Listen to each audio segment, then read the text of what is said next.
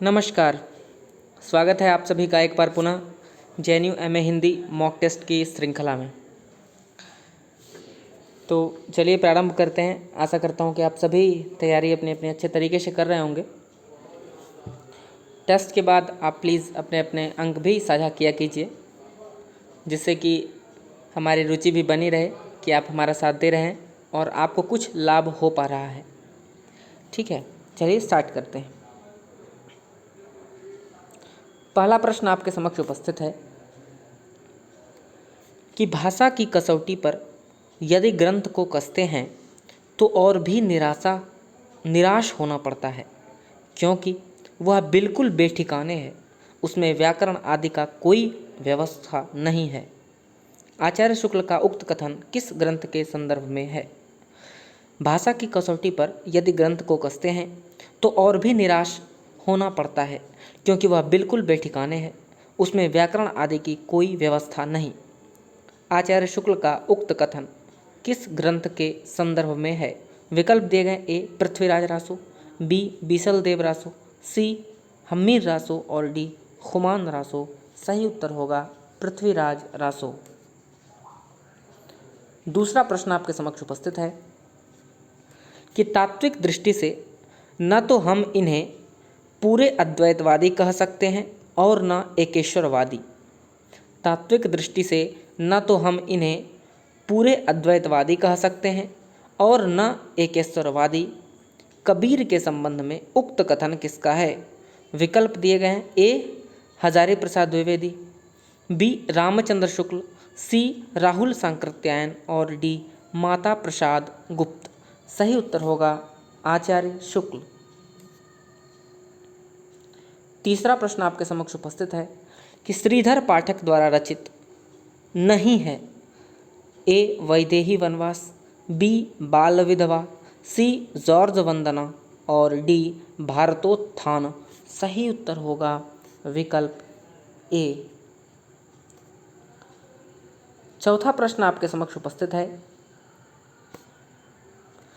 कि वे पूरबीपन का परवाह न करके अपने बैसवारे का ग्राम्य कहावतें और शब्द भी भेदड़क रख दिया करते थे।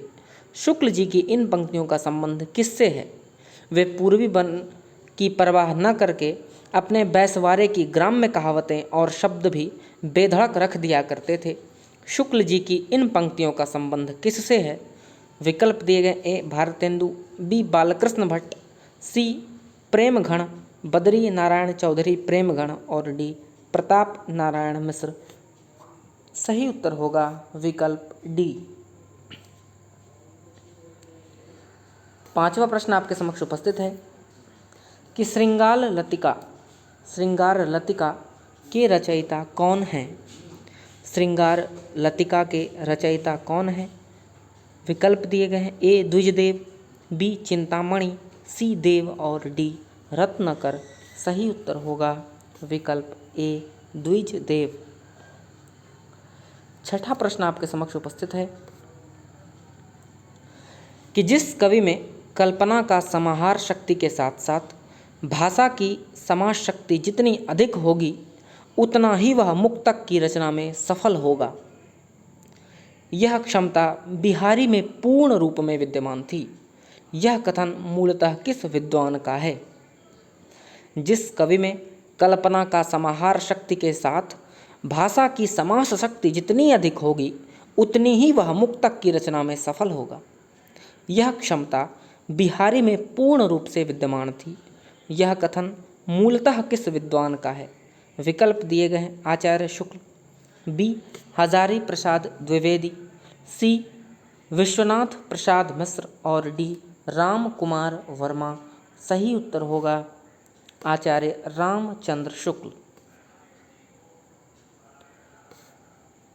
सातवां प्रश्न है कि प्रयोगवाद की प्रवृत्ति नहीं है। प्रयोगवाद की प्रवृत्ति नहीं है। विकल्प दिए गए हैं: क्षणवाद, बी बौद्धिकता, सी पारंपरिक उपमानों का प्रयोग और डी दुखवाद। सही उत्तर होगा विकल्प सी। आठवां प्रश्न आपके समक्ष उपस्थित है। अभिकथन है कि भ्रम कल्पना और प्रतिभिज्ञान के विरुद्ध प्रत्यक्ष और ठोस अनुभव को महत्व देना आधुनिक का प्रमुख लक्षण माना जा सकता है।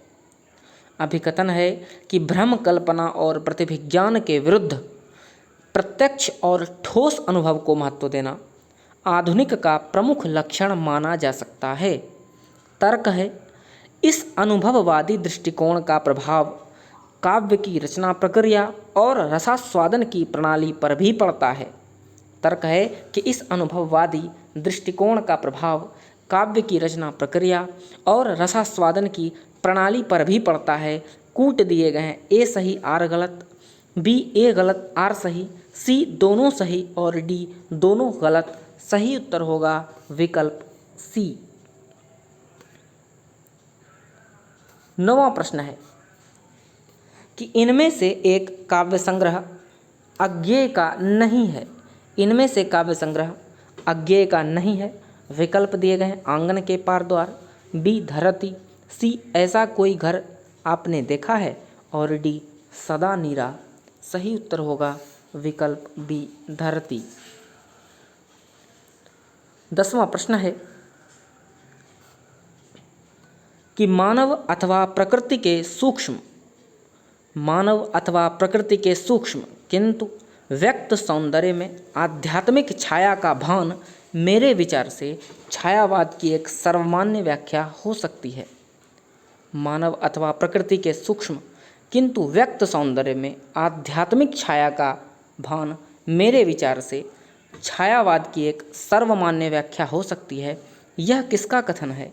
विकल्प दिए गए हैं, ए सुमित्रानंदन पंत, बी डॉक्टर नगेंद्र, सी नंद दुलारे वाजपेयी और डी नामवर सिंह। सही उत्तर होगा विकल्प सी। अगला प्रश्न है कि डॉक्टर रामविलास शर्मा के अनुसार राम की शक्ति पूजा में किन दो कवियों का सार तत्व है? डॉक्टर रामविलास शर्मा के अनुसार राम की शक्ति पूजा में किन दो कविताओं का सार तत्व है? विकल्प दिए गए हैं, तुलसीदास और जागो फिर एक बार, बी सरोज स्मृति और जागो फिर एक बार, सी जागो फिर एक बार और बादल राग और डी तुलसीदास और सरोज स्मृति। सही उत्तर होगा विकल्प डी। 12वां प्रश्न आपके समक्ष उपस्थित है। अभिकथन है कि बिंब विधान और चित्रात्मकता काव्य में महत्वपूर्ण उपादान हैं।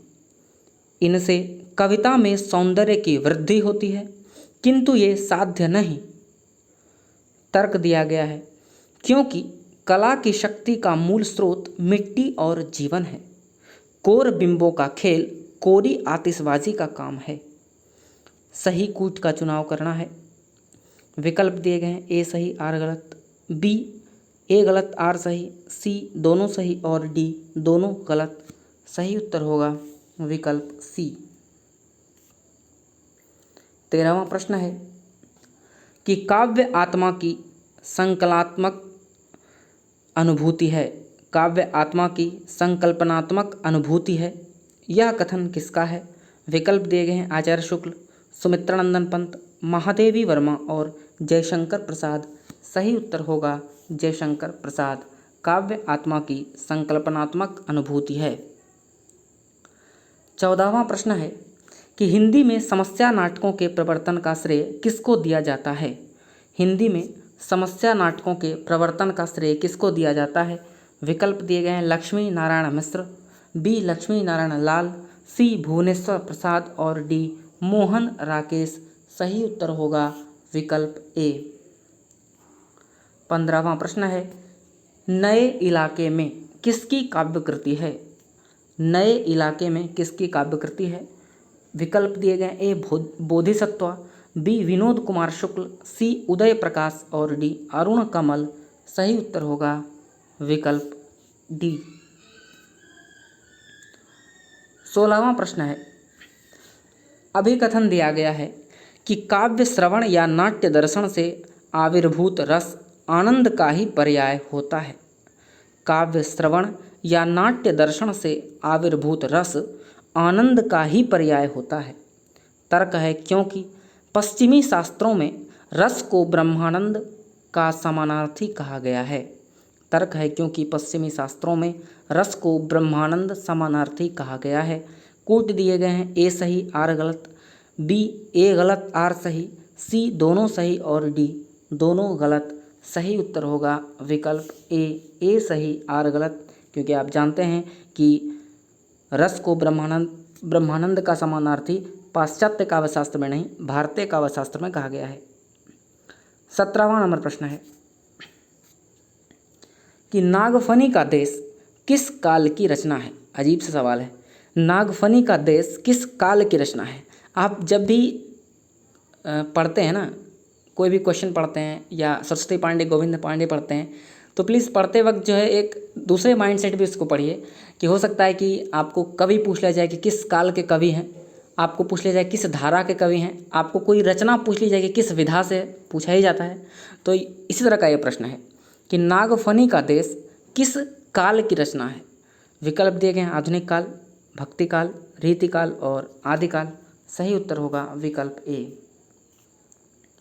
18वां प्रश्न है कि रस निष्पत्ति के संबंध में भट्ट लोल्लट का मत है। रस निष्पत्ति के संबंध में भट्ट लोल्लट का मत है। ए अनुमितिवाद, उत्पत्तिवाद, भुक्तिवाद और अभिव्यक्तिवाद।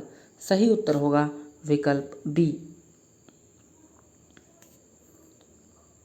19वां प्रश्न आपके समक्ष उपस्थित है। अभिकथन ए छायावाद रीति काव्य की भांति शुद्ध मानसल प्रेम का काव्य है।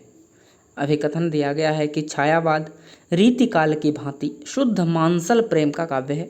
और तर्क दिया गया है क्योंकि छायावादी कविता में व्यक्तिनिष्ठ वासना की अभिव्यक्ति हुई है। क्योंकि छायावादी कविता में व्यक्तिनिष्ठ वासना की अभिव्यक्ति हुई है। कूट दिया गया है, ए सही आर गलत, बी ए गलत आर सही, सी दोनों सही और डी दोनों गलत। सही उत्तर होगा विकल्प डी। और 20वां और अंतिम प्रश्न कि कालक्रम की दृष्टि से साहित्य सिद्धांतों का सही अनुक्रम है। इस प्रश्न का उत्तर और अपने अपने प्राप्तांक हमारे साथ अवश्य साझा करिए। आप टिप्पणी बॉक्स में कुछ भी कमेंट्स लिखते हैं, कोई भी त्रुटि होने पर आप सुधारते हैं, इसके लिए मैं आपका बहुत बहुत आभारी हूं। परंतु आप जब टेस्ट देते हैं तो अपने अंक या प्राप्तांक और इस प्रश्न का उत्तर ज़रूर से ज़रूर लिखिए, ताकि इससे मुझे पता चलता है कि आप मुझसे जुड़े हुए हैं। परीक्षा टली हैं लेकिन होंगी ज़रूर, और 39 सीटें हैं तो कंपटीशन बहुत बहुत टफ है। आप प्लीज़ लगातार कंटिन्यू रखिए अपने आप को, किसी भी तरह कुछ ना कुछ प्रत्येक दिन ज़रूर पढ़िए, प्लानिंग के साथ पढ़िए, स्ट्रेटजी के साथ पढ़िए, तभी आप सभी टॉपिक्स को कवर कर पाएंगे। तो चलिए आज के लिए इतना ही, धन्यवाद।